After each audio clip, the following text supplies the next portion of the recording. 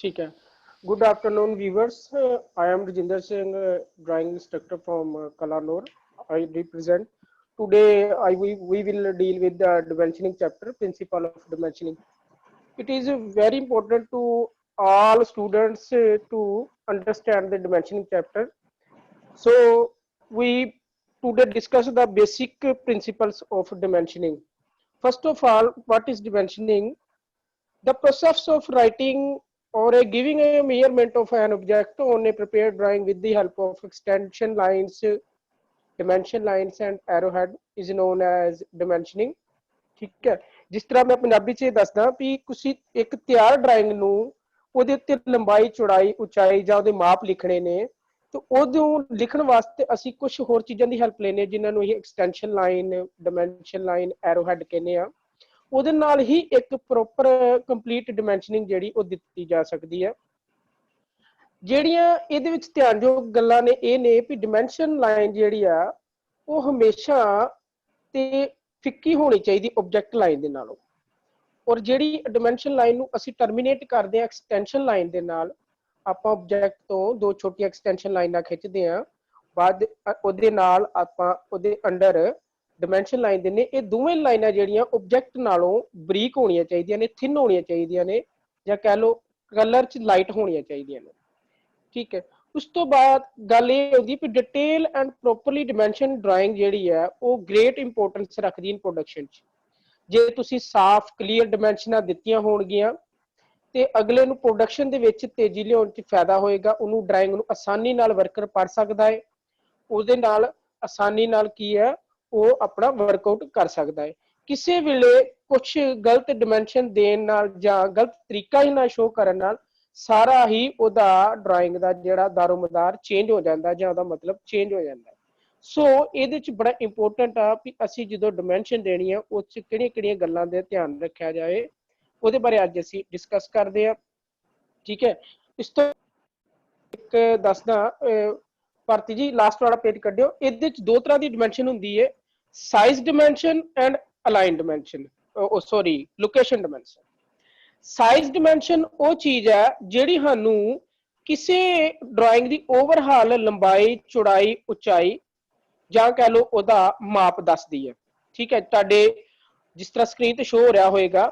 ਇੱਕ ਡਾਇਗਰਾਮ ਜਿਸ ਦਾ ਲਿਖਿਆ ਹੈ 100 mm size 160 mm size 530 size ਇਹ ਵੇਖੋ ਦੋ ਡਰਾਇੰਗ ਨੇ ਸੇਮ ਡਰਾਇੰਗਸ ਨੇ ਬਟ ਉੱਪਰਲੀ ਡਰਾਇੰਗ ਦੇ ਵਿੱਚ ਤੁਹਾਨੂੰ ਸਿਰਫ ਤੇ ਸਿਰਫ ਇਹਦੇ ਸਾਈਜ਼ ਬਾਰੇ ਦੱਸਿਆ ਗਿਆ ਹੈ ਵੀ ਇਹਦੇ ਵਿੱਚ ਸਰਕਲ ਦਾ ਸਾਈਜ਼ ਕੀ ਹੈ ਇਸ ਦੀ ਲੰਬਾਈ ਕਿੰਨੀ ਹੈ ਬ੍ਰੈਡਥ ਚੌੜਾਈ ਕਿੰਨੀ ਹੈ ਥੱਲੇ ਨੀਚੇ ਆ ਜਾਓ ਤੇ ਉਸ ਸੇਮ ਡਰਾਇੰਗ ਦੇ ਵਿੱਚ ਤੁਸੀਂ ਦੇਖੋਗੇ ਇਹਦੇ ਚ ਲੋਕੇਸ਼ਨ ਸ਼ੋ ਕੀਤੀ ਗਈ ਹੈ 35 ਇੱਕ ਐਜ ਤੋਂ ਲੈ ਕੇ ਸੈਂਟਰ ਲਾਈਨ ਤੱਕ ਦੀ ਦੂਰੀ ਜਾਂ ਸੈਂਟਰ ਪੁਆਇੰਟ ਜਿਹੜੀ ਆ ਸੈਂਟਰ ਲਾਈਨ ਲੰਘਦੀ ਸਰਕਲ ਚੋਂ ਉਹਦੀ ਦੂਰੀ 35 ਸੇਮ ਇਸੇ ਤਰ੍ਹਾਂ ਦੂਸਰੀ ਸਾਈਡ ਤੇ ਲੋਕੇਸ਼ਨ ਦੱਸੀ ਗਈ ਆ ਕਿ ਐਜ ਤੋਂ ਲੈ ਕੇ ਤੁਸੀਂ ਕਿੰਨਾ ਸੈਂਟਰ ਛੱਡਣਾ ਸਰਕਲ ਦਾ 30 ਠੀਕ ਹੈ ਸੋ ਇੱਕ ਡਰਾਇੰਗ ਦੇ ਵਿੱਚ ਜਿਹੜੀਆਂ ਡਾਈਮੈਂਸ਼ਨਸ ਦਿੱਤੀਆਂ ਹੁੰਦੀਆਂ ਨੇ ਉਹਦੇ ਵਿੱਚ ਦੋ ਡਾਈਮੈਂਸ਼ਨਸ ਹੁੰਦੀਆਂ ਨੇ ਜਿਨ੍ਹਾਂ ਨੂੰ ਬੱਚਿਆਂ ਨੂੰ ਡਿਫਰੈਂਸ਼ੀਏਟ ਕਰਨਾ ਆਉਣਾ ਚਾਹੀਦਾ ਜਾਂ ਉਹ ਸਾਨੂੰ ਪਤਾ ਹੋਣਾ ਚਾਹੀਦਾ ਕਿ ਸਾਈਜ਼ ਵਾਲੀ ਡਾਈਮੈਂਸ਼ਨ ਕਿਹੜੀ ਹੈ ਇਹਨਾਂ ਚੋਂ ਤੇ ਲੋਕੇਸ਼ਨ ਵਾਲੀ ਡਾਈਮੈਂਸ਼ਨ ਕਿਹੜੀ ਹੈ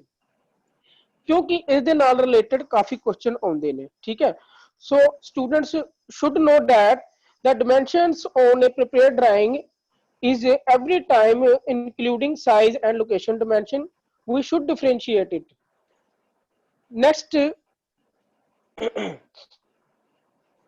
next notations of dimensioning ਇੱਕ ਪ੍ਰਪੇਅਰ ਡਰਾਇੰਗ ਜਦੋਂ ਬਣਾਉਨੇ ਆ ਜਿਸ ਤਰ੍ਹਾਂ ਹਰ ਚੀਜ਼ ਦਾ ਨਾਂ ਹੁੰਦਾ ਹੈ ਇਸੇ ਤਰ੍ਹਾਂ ਹੀ ਡਰਾਇੰਗ ਦੇ ਵਿੱਚ ਵੀ ਆਪਾਂ ਕਈ ਲਾਈਨਾਂ ਖਿੱਚਦੇ ਆ ਕਈ ਹੋਰ ਵੀ ਲਿਖਦੇ ਆ ਉਹਨਾਂ ਦੀ ਵੈਲਿਊ ਲਿਖਦੇ ਆ ਉਹਨਾਂ ਦਾ ਵੀ ਨਾਂ ਹੁੰਦਾ ਹੈ these are the line drawn on the object drawing other than the object line such as projection line or extension line arrowheads leader figure notes and symbols etc ਦੇਖੋ ਜਦੋਂ ਇਹ ਪ੍ਰਪੇਅਰ ਡਰਾਇੰਗ ਪੂਰੀ ਕਰ ਲਈ ਇਹਦੇ ਤੋਂ ਇਲਾਵਾ ਵੀ ਅਸੀਂ ਕੁਝ ਹੋਰ ਲਾਈਨਾਂ ਖਿੱਚਦੇ ਆ ਜਿਹੜੀਆਂ ਖਾਸ ਕਰਕੇ ਪ੍ਰੋਜੈਕਸ਼ਨਸ ਲਾਈਨ ਹੋ ਗਈਆਂ ਐਕਸਟੈਂਸ਼ਨ ਲਾਈਨਸ ਹੋ ਗਈਆਂ ਐਰੋ ਹੈਡ ਹੋ ਗਏ ਲੀਡਰ ਹੋ ਗਏ ਫਿਗਰ ਨੋਟ ਹੋ ਗਏ ਸਿੰਬਲ ਹੋ ਗਏ ਇਹ ਸਾਰਾ ਕੁਝ ਪ੍ਰੋਜੈਕਸ਼ਨ ਔਰ ਐਕਸਟੈਂਸ਼ਨ ਲਾਈਨ ਪ੍ਰੋਜੈਕਸ਼ਨ ਔਰ ਐਕਸਟੈਂਸ਼ਨ ਲਾਈਨ ਜਿਹੜੀ ਆ ਉਹ ਛੋਟੀ ਹੁੰਦੀ ਹੈ, ਉਹਦੇ ਨਾਲ ਅਸੀਂ ਇਹਨੂੰ ਲਾਈਟ ਪੈਨਸਲ ਨਾਲ ਬਣਾਉਂਦੇ ਆ।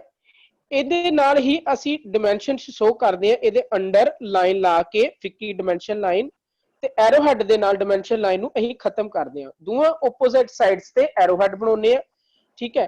ਲਾਈਨ ਦੇ ਉੱਪਰ ਅਸੀਂ ਹਮੇਸ਼ਾ ਵੈਲਿਊ ਲਿਖਦੇ ਆ। ਵੈਲਿਊ ਜਦੋਂ ਵੀ ਲਿਖਣੀ ਆ, ਇਸ ਚੀਜ਼ ਦਾ ਧਿਆਨ ਰੱਖਣਾ ਚਾਹੀਦਾ ਵੀ ਵੈਲਿਊ ਜਿਹੜੀ ਆ ਡਾਇਮੈਂਸ਼ਨ ਲਾਈਨ ਦੇ ਨਾਲ ਕਦੀ ਵੀ ਟੱਚ ਨਾ ਕਰੇ। ਸੈਕੰਡਲੀ, ਡਾਇਮੈਂਸ਼ਨ ਲਾਈਨ ਤੇ ਐਕਸਟੈਂਸ਼ਨ ਲਾਈਨ, ਤੁਸੀਂ ਜਿਸ ਤਰ੍ਹਾਂ ਵੀਡੀਓ 'ਚ ਦੇਖ ਰਹੇ ਹੋਵੋਗੇ, ਐਕਸਟੈਂਸ਼ਨ ਲਿਖਿਆ ਹੋਏਗਾ, ਪ੍ਰੋਜੈਕਸ਼ਨ ਲਾਈਨ ਲਿਖਿਆ ਹੋਏਗਾ, ਠੀਕ ਹੈ, ਜਾਂ ਸ਼ਾਰਟ ਐਕਸਟੈਂਸ਼ਨ ਲਾਈਨ ਲਿਖਿਆ ਹੋਏਗਾ। ਇਹ ਲਾਈਨਾਂ ਜਿਹੜੀਆਂ ਵਾ ਕਦੀ ਵੀ ਆਬਜੈਕਟ ਦੇ ਨਾਲ ਟੱਚ ਨਹੀਂ ਕਰਨੀਆਂ।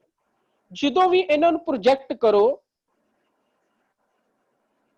ਜਦੋਂ ਵੀ ਤੁਸੀਂ ਪ੍ਰੋਜੈਕਟ ਕਰੋ, ਉਹਨੂੰ 2 mm ਦਾ ਗੈਪ ਹਮੇਸ਼ਾ ਛੱਡ ਲਵੋ। ਇਹ ਲਾਈਨ ਦਾ ਵੀ ਖਾਸ ਧਿਆਨ ਰੱਖਣਾ ਚਾਹੀਦਾ, ਆਬਜੈਕਟ ਨਾਲੋਂ ਫਿੱਕੀ ਹੋਣੀ ਚਾਹੀਦੀ ਹੈ, ਆਬਜੈਕਟ ਦੀ ਲਾਈਨ ਦੇ ਨਾਲ ਨਾ ਜੁੜੀ ਹੋਵੇ, 2 mm ਦਾ ਘੱਟੋ ਘੱਟ ਗੈਪ ਹੋਵੇ। ਔਰ ਜਦੋਂ ਇਹਨੂੰ ਐਕਸਟੈਂਡ ਕਰਨਾ ਹੈ, ਤੁਸੀਂ ਨੀਚੇ ਨੂੰ ਐਕਸਟੈਂਡ ਕਰਨਾ ਹੈ। ਤੁਸੀਂ 2 ਥਾਵਾਂ ਤੇ ਦੇਖਿਆ ਹੋਏਗਾ, ਇੱਕ ਜਗ੍ਹਾ ਤੇ ਜਿੱਥੇ ਮੈਂ 15 ਵੈਲਿਊ ਲਿਖੀ ਹੈ ਉੱਪਰਲੀ ਸਾਈਡ ਤੇ ਐਜ ਤੋਂ ਲੈ ਕੇ ਸੈਂਟਰ ਲਾਈਨ ਸਰਕਲ ਦੇ, ਉਹਦੀ ਜਿਹੜੇ ਵਿਚਕਾਰ ਗੈਪ ਆ ਜਾਂ length of the extension line ਉਹ 10 mm ਮਿਨੀਮਮ ਹੋਣੀ ਚਾਹੀਦੀ ਹੈ। 10 mm ਮਿਨੀਮਮ ਹੋਣੀ ਚਾਹੀਦੀ ਹੈ, ਤਾਂ ਕਿ ਜਦੋਂ ਅਸੀਂ ਡਾਇਮੈਂਸ਼ਨ ਲਾਈਨ ਖਿੱਚੀਏ ਉਹ ਕਿਨਾਰਿਆਂ ਤੋਂ 2 mm ਉੱਪਰ ਰਵੇ ਐਕਸਟੈਂਸ਼ਨ ਲਾਈਨ ਤੋਂ। ਉਸ ਤੋਂ ਬਾਅਦ ਅਸੀਂ 2 mm ਗੈਪ ਵੀ ਛੱਡਣਾ ਹੈ ਵੈਲਿਊ ਲਿਖਣ ਵਾਸਤੇ, ਤਾਂ ਕਿ ਉਹ ਲਾਈਨ ਡਾਇਮੈਂਸ਼ਨ ਲਾਈਨ ਨਾਲ ਵੈਲਿਊ ਟੱਚ ਵੀ ਨਾ ਕਰੇ। ਇਸ ਹਿਸਾਬ ਨਾਲ ਲਿਖਣਾ ਹੈ, ਠੀਕ ਹੈ। ਉਸ ਤੋਂ ਬਾਅਦ ਇਹਦੇ ਚ ਕਿਹੜੀ ਗੱਲ ਯਾਦ ਦੇਣ ਵਾਲੀ ਆ, ਐਕਸਟੈਂਡਡ CL। ਜਿਹੜੀ ਐਕਸਟੈਂਡਡ CL ਆ, ਇੱਕ ਵਰਡ ਲਿਖਿਆ ਹੋਏਗਾ ਤੁਹਾਡੀ ਸਕਰੀਨ ਤੇ ਆ ਰਿਹਾ ਹੋਏਗਾ, ਇਹਨੂੰ ਅਸੀਂ ਕਹਿੰਦੇ ਐਕਸਟੈਂਡਡ ਸੈਂਟਰ ਲਾਈਨ। ਇਹਦੇ ਚ ਵੈਲਿਊ ਲਿਖੀ ਹੈ 50। ਇਹ ਦੇਖੋ 2 ਸਰਕਲ ਦੀ ਸੈਂਟਰ ਟੂ ਸੈਂਟਰ ਡਿਸਟੈਂਸ ਆ, the distance between the 2 centres of a circle is called, ਠੀਕ ਹੈ, ਡਾਇਮੈਂਸ਼ਨ ਐਕਸਟੈਂਡਡ CL ਲਾਈਨ, ਠੀਕ ਹੈ। ਉਸ ਤੋਂ ਬਾਅਦ ਇਹਦੇ ਵਿੱਚ ਹੋਰ ਚੀਜ਼ ਕਿਹੜੀ ਨੋਟ ਕਰਨ ਵਾਲੀ ਹੈ, ਤੁਸੀਂ ਇਹਦੇ ਚ ਤੁਸੀਂ ਦੇਖਿਆ ਹੋਏਗਾ ਲੀਡਰ ਲਾਈਨ, ਠੀਕ ਹੈ। ਲੀਡਰ ਲਾਈਨ ਜਿਹੜੀ ਆ ਉਹ ਇੱਕ ਕਿਸੇ ਐਂਗਲ ਤੇ ਟੇਢੇ ਤੇ ਖਿੱਚੀ ਜਾਂਦੀ ਹੈ, ਠੀਕ ਹੈ। ਨੋਟ ਏ ਲੈਸ ਦੈਨ 30 ਡਿਗਰੀ ਐਂਗਲ, ਠੀਕ ਹੈ, ਔਰ ਨੋਟ ਏ ਮੋਰ ਦੈਨ 90 ਡਿਗਰੀ ਐਂਗਲ। ਤੁਸੀਂ ਇੱਕ ਕਹਿ ਲਓ ਵਰਟੀਕਲ ਜਾਂ ਹੋਰੀਜ਼ੋਨਟਲ ਦਿਸ਼ਾ ਦੇ ਵਿੱਚ ਕਦੀ ਵੀ ਲੀਡਰ ਲਾਈਨ ਨਹੀਂ ਖਿੱਚ ਸਕਦੇ। ਲੀਡਰ ਲਾਈਨ ਜਿਹੜੀ ਹੈ ਟੇਪਰ ਖਿੱਚਣੀ ਹੈ। ਲੀਡਰ ਲਾਈਨ ਬਾਰੇ ਵੀ ਇਹਦੇ ਤੇ ਲਿਖਿਆ ਹੈ। ਉਸ ਤੋਂ ਬਾਅਦ ਅੱਗੇ ਆ ਜਾਂਦਾ ਵੈਲਿਊਜ਼, ਜਿਸ ਤਰ੍ਹਾਂ ਲਿਖਿਆ 2 ਹੋਲਸ 5 10, ਠੀਕ ਹੈ। ਤੁਸੀਂ ਦੇਖਿਆ ਹੋਏਗਾ ਇੱਥੇ ਲਿਖਿਆ 2 ਹੋਲਸ 5 10, ਇਹ ਵੀ ਇੱਕ ਡਰਾਇੰਗ ਦਾ ਹਿੱਸਾ ਹੀ ਆ। ਇਹ ਤੋਂ ਇਹ ਜਾਣਕਾਰੀ ਮਿਲਦੀ ਆ ਕਿ ਇਸ ਡਰਾਇੰਗ ਦੇ ਵਿੱਚ ਜਿਹੜੇ 2 ਹੋਲ ਨੇ ਉਹਨਾਂ ਦਾ ਡਾਇਆ 10 mm ਹੈ, ਠੀਕ ਹੈ, ਔਰ ਇਹ 2 ਹੋਲਸ ਨੇ। ਉਸ ਤੋਂ ਬਾਅਦ ਤੁਸੀਂ ਥੱਲੇ ਦੇਖੋਗੇ ਐਰੋ ਹੈਡ। ਡਾਇਮੈਂਸ਼ਨਿੰਗ ਦੇ ਵਿੱਚ ਐਰੋ ਹੈਡ ਦੀ ਵੀ ਬੜੀ ਮਹੱਤਤਾ ਹੈ। ਐਰੋ ਹੈਡ ਹਮੇਸ਼ਾ ਲਾ ਕੇ ਹੀ ਡਾਇਮੈਂਸ਼ਨ ਲਾਈਨ ਖਤਮ ਕੀਤੀ ਜਾਂਦੀ ਹੈ। ਉਸ ਤੋਂ ਬਾਅਦ ਤੁਸੀਂ ਇਹ ਦੇਖੋਗੇ ਇਸ ਦੇ ਥੱਲੇ ਟੌਪ ਵਿਊ ਚ 5 10 ਟੈਬ ਲਿਖਿਆ ਹੈ। 5 10 ਟੈਬ ਦਾ ਮਤਲਬ ਹੈ ਇਸ ਜਗ੍ਹਾ ਦੇ ਵਿੱਚ ਚੂੜੀ ਪਈ ਹੈ, ਤੁਸੀਂ ਜਿਹਨੂੰ ਥ੍ਰੈਡਡ ਹੋਲ ਕਹਿ ਸਕਦੇ ਹੋ।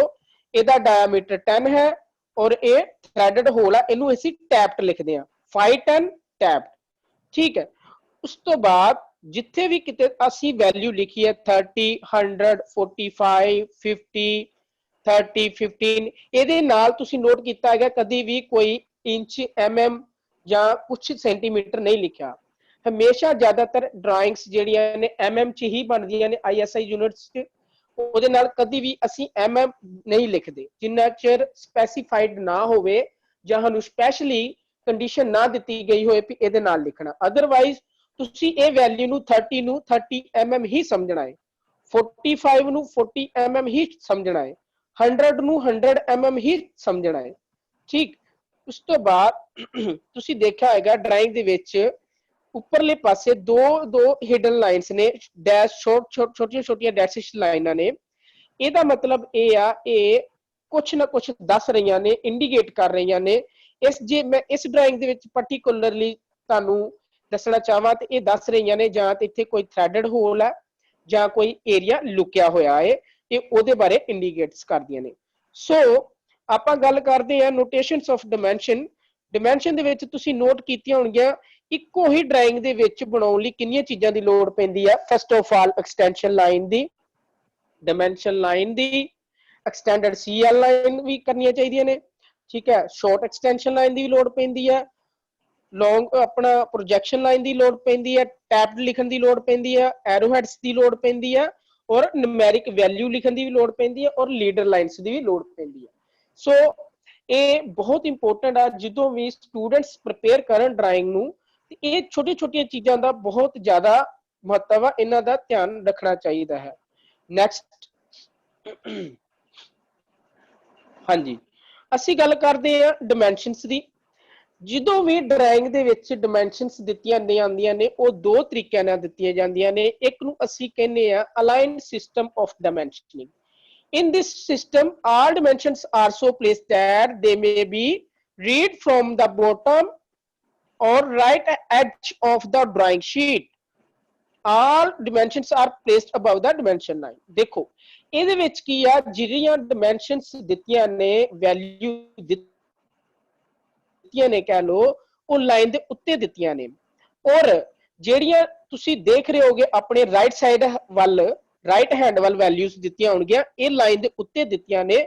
ਇਹਨਾਂ ਨੂੰ ਪੜਨ ਦਾ ਤਰੀਕਾ ਹੈ ਕਿ ਜਿਹੜੀ ਤੁਹਾਡੀ ਪ੍ਰੀਪੇਅਰ ਡਰਾਇੰਗ ਆ, ਉਧਰੋਂ ਰਾਈਟ ਸਾਈਡ ਤੋਂ ਉੱਪਰ ਵੱਲ ਨੂੰ ਪੜੋ, ਰਾਈਟ ਸਾਈਡ ਤੋਂ ਉੱਪਰ ਵੱਲ ਨੂੰ ਪੜੋ, ਜਾਂ ਕਹਿ ਲਓ ਸੱਜੇ ਹੱਥ ਤੋਂ ਉੱਪਰ ਵੱਲ ਨੂੰ ਪੜੋ, ਤੇ ਇਹ ਪੜੀਆਂ ਜਾਣਗੀਆਂ ਜਿੱਦਾਂ 20 17 70 25 25, ਔਰ ਤੁਸੀਂ ਥੱਲੇ ਦੀ ਡਿਮੈਂਸ਼ਨ ਵੇਖੋਗੇ ਉਹ ਸਿੱਧੀ ਪੜੀ ਜਾਏਗੀ 100 70 50 10। ਇਹ ਅੱਜ ਕੱਲ ਨਾਓ ਇਨ ਥੀਸ ਡੇਜ਼ ਇਹ ਵਾਲੀ ਡਿਮੈਂਸ਼ਨ ਦਾ ਜਿਹੜਾ ਸਿਸਟਮ ਹੈ ਇਹ ਅਪਲਾਈ ਕੀਤਾ ਜਾਂਦਾ ਹੈ ਜਾਂ ਫੋਲੋ ਕੀਤਾ ਜਾਂਦਾ ਹੈ, ਵਰਲਡ ਵਾਈਡਲੀ ਫੋਲੋ ਕੀਤਾ ਜਾਂਦਾ ਹੈ, ਠੀਕ ਹੈ। ਯੂਰਪੀਅਨ ਕੰਟਰੀਜ਼, ਇੰਡੀਅਨ ਕੰਟਰੀਜ਼ ਚ, ਸਾਰੀਆਂ ਚ ਇਹ ਜਿਹੜਾ ਆਟੋਮੋਬਾਈਲ ਇੰਡਸਟਰੀਜ਼ ਜ਼ਿਆਦਾ ਇਸ ਡਿਮੈਂਸ਼ਨ ਸਿਸਟਮ ਨੂੰ ਫੋਲੋਜ਼ ਕਰਦੀਆਂ ਨੇ, ਠੀਕ ਹੈ। ਇਹ ਸੀ ਅਲਾਈਨਡ ਸਿਸਟਮ ਡਿਮੈਂਸ਼ਨਿੰਗ। ਹੁਣ ਅਸੀਂ ਡਿਸਕਸ ਕਰਦੇ ਹਾਂ ਕਿ ਸੇਮ ਜੇ ਡਾਇਗਰਾਮ ਹੋਵੇ, ਇੱਕ ਹੋਰ ਤਰੀਕਾ ਡਿਮੈਂਸ਼ਨ ਦੇਣ ਦਾ, ਜਿਹਨੂੰ ਅਸੀਂ ਕਹਿ ਦਿੰਦੇ ਆ unidirectional system of dimensioning, ਉਹਦੇ ਬਾਰੇ ਡਿਸਕਸ ਕਰਦੇ ਹਾਂ। next please, yes, okay, thank you. In this system all dimensions are so that placed they may be read from the bottom of the drawing sheet. Dimensions lines are broken for the figure, ठीक है। unidirectional system placing the figures कह लो, ਇਹਦੇ ਵਿੱਚ ਕੀ ਵੇਖੋ dimensions ਜਿਹੜੀ ਆ ਹਮੇਸ਼ਾ ਇੱਕ ਤੇ ਲਾਈਨ ਨੂੰ ਤੋੜ ਕੇ ਦੇਣਾ ਹੈ। ਤੁਸੀਂ ਦੇਖਿਆ ਹੋਗਾ ਜਿਹੜਾ 100 70 60 10 ਲਿਖਿਆ ਹੈ, ਇਹ ਲਾਈਨ ਨੂੰ ਬ੍ਰੇਕ ਕਰਕੇ in the center ਬਿਲਕੁਲ ਉਹਦੇ ਲਾਈਨ ਦੇ ਵਿਚਕਾਰ ਡਾਇਮੈਂਸ਼ਨ ਲਾਈਨ ਦੇ ਲਿਖਿਆ ਜਾਏਗਾ। ਡਾਇਮੈਂਸ਼ਨ ਲਾਈਨ ਦੋਵਾਂ ਸਾਈਡਾਂ ਤੇ ਟੱਚ ਨਹੀਂ ਹੋਣੀ ਚਾਹੀਦੀ। ਇਸੇ ਤਰ੍ਹਾਂ ਤੁਸੀਂ ਜੇ ਡਾਇਮੈਂਸ਼ਨਸ ਦੇਖੋਗੇ 20 17 17 25 25, ਇਹ ਵੀ ਬਿਲਕੁਲ ਖੜੇ ਰੁੱਖ ਲਿਖੇ ਗਏ ਨੇ ਅਕਸ਼ਰ, ਜਿਹਨੂੰ ਅਸੀਂ ਕਹਿ ਦਿੰਦੇ ਬੋਟਮ ਤੋਂ ਸਿੱਧਾ ਉੱਪਰ ਨੂੰ ਪੜੇ ਜਾਣਗੇ, ਜਾਂ ਕਹ ਲਓ ਤੁਹਾਡੇ ਪੈਰਾਂ ਤੋਂ ਸਿਰ ਵੱਲ ਨੂੰ ਤਾਂ ਨੂੰ ਇਹ ਅਕਸ਼ਰ ਪੜੇ ਜਾਣਗੇ। ਇਹ ਬਿਲਕੁਲ ਸਟ੍ਰੇਟ ਹੋਣੇ ਚਾਹੀਦੇ ਨੇ। ਇਹਨਾਂ ਨਾਲ ਵੀ ਇਹ ਖਿਆਲ ਰੱਖਣਾ ਚਾਹੀਦਾ ਜਿਹੜੀ ਡਾਇਮੈਂਸ਼ਨ ਲਾਈਨ ਆ ਉਹਨੂੰ ਬ੍ਰੇਕ ਕਰਕੇ ਬਿਲਕੁਲ ਉਹਨਾਂ ਦੇ ਸੈਂਟਰ 'ਚ ਅਕਸ਼ਰ ਲਿਖੇ ਜਾਣ, ਔਰ ਜਿਹੜੀ ਡਾਇਮੈਂਸ਼ਨ ਲਾਈਨ ਦੋਨਾਂ ਸਾਈਡਾਂ ਤੇ ਬ੍ਰੇਕ ਕੀਤੀ ਹੋਈ ਹੈ ਉਹ ਟੱਚ ਅਕਸ਼ਰਾਂ ਨੂੰ ਨਾ ਕਰੇ, ਠੀਕ ਹੈ ਜੀ। ਇਹ ਦੇਖੋ ਤੁਸੀਂ ਆਪਣਾ ਜੱਜ ਕਰ ਸਕਦੇ ਜੋ ਅਲਾਈਨਡ ਸਿਸਟਮ 'ਚ ਜਿਹੜੇ ਅਕਸ਼ਰ ਸੀ ਉਹ ਲਾਈਨ ਦੇ ਉੱਤੇ ਲਿਖਦੇ ਆ, ਲਾਈਨ ਨੂੰ ਤੋੜਦੇ ਨਹੀਂ ਆ। ਔਰ ਦੂਸਰੀ ਗੱਲ ਜਿਹੜੀ ਹਾਈਟ ਵਾਲੀ ਡਾਇਮੈਂਸ਼ਨ ਹੁੰਦੀ ਆ ਉਹ ਹਮੇਸ਼ਾ ਅਲਾਈਨਡ ਸਿਸਟਮ 'ਚ ਸੱਜੇ ਤੋਂ ਖੱਬੇ ਪਾਸੇ ਵੱਲ ਨੂੰ, ਚੜ੍ਹਦੇ ਵੱਲ ਨੂੰ ਪੜੀ ਜਾਂਦੀ ਹੈ। ਪਰ ਇਹਦੇ 'ਚ ਯੂਨੀਡਾਇਰੈਕਸ਼ਨ ਦੇ ਵਿੱਚ ਡਿਫਰੈਂਸ ਇਹ ਹੈ ਕਿ ਇਹਦੇ ਵਿੱਚ ਜਿਹੜੀ ਡਾਇਮੈਂਸ਼ਨ ਹੈ ਉਹ ਤੁਹਾਡੇ ਪੈਰਾਂ ਤੋਂ ਸਿਰ ਵੱਲ ਨੂੰ ਸਿੱਧੇ ਹੀ ਪੜੀ ਜਾਏਗੀ। ਇਹ ਤਰੀਕਾ ਇਹ 올ਡ ਸਿਸਟਮ ਹੈ, not in these days, not frequently used। ਅੱਜ ਕੱਲ ਇਹ ਕੋਈ ਜ਼ਿਆਦਾ ਤਰੀਕਾ ਵਰਤਿਆ ਨਹੀਂ ਜਾਂਦਾ, ਬਟ ਨੌਲੇਜ ਹੋਣੀ ਚਾਹੀਦੀ ਸਾਨੂੰ यूनिडायरेक्शनल और अलाइंड सिस्टम। हाँ, एक गल इत्थे note, be careful, never mix the both dimensions on in a one figure or one drawing। मेरे कहने का मतलब तुसी कभी भी दोवां डिमेंशनां नूं मिक्स ना कर दो एक ड्राइंग च, कि कुछ डिमेंशनां तुसी यूनिडायरेक्शनल सिस्टम ना दे दो, कुछ डायरेक्शनां अलाइंड सिस्टम ना दे दो। सिस्टम इक्को ही फॉलो करना है इक्को ड्राइंग दे विच, ठीक है जी। Next please.